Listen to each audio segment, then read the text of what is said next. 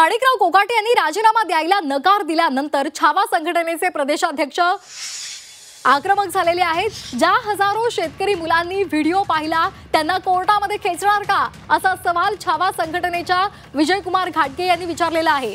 त्यांच्याशी संवाद साधलेला आहे आमचे प्रतिनिधी वैभव बालकुंदे यांनी। पाहूयात।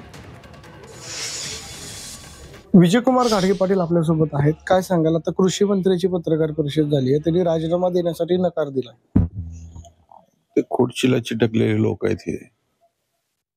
त्यांनी कितीही चुका केला तर त्यांना वाटतं आम्ही चुका करतच नाही। माझं आणि कृषी मंत्र्याचं काय बांधायला बांध नाही किंवा वैयक्तिक वैरही नाही। आमचं भांडण एवढंच आहे की तुम्ही त्या एवढ्या मोठ्या आणि महत्वाच्या पदावर तुम्ही आहात, यापूर्वी तुम्ही असंवैधानिक वक्तव्य केलं, शेतकऱ्यांना हिणवून बोललं।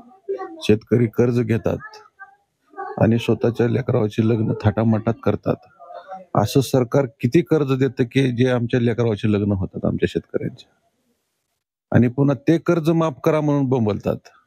असं शोभतं का एका राज्याच्या कृषी मंत्र्याला? हे बोलणं शोभतं का? सगळ्या चॅनलवाल्यांनी त्या रमीचा व्हिडिओ दाखवला।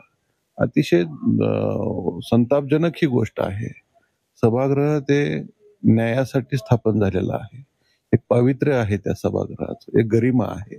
ती गरिमा जर मंत्र्याकडून सांभाळली जात नसेल, त्याचं पावित्र्य जर सांभाळलं जात नसेल, तर आमच्यासारख्या शेतकऱ्यांच्या पोरांनी एखादा आवाज उठवला आणि तुमच्या पक्षाच्या अध्यक्षाला जर निवेदन दिलं तर आम्हाला थोड्या वेळात तिथं मारहाण होते।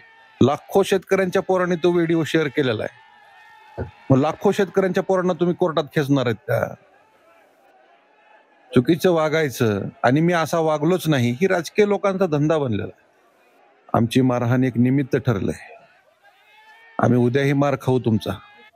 तुम्ही चांगले निर्णय घ्या। आज म्हणा आम्ही शेतकऱ्यांच्या बाबतीत हा चांगला ठोस निर्णय घेतो।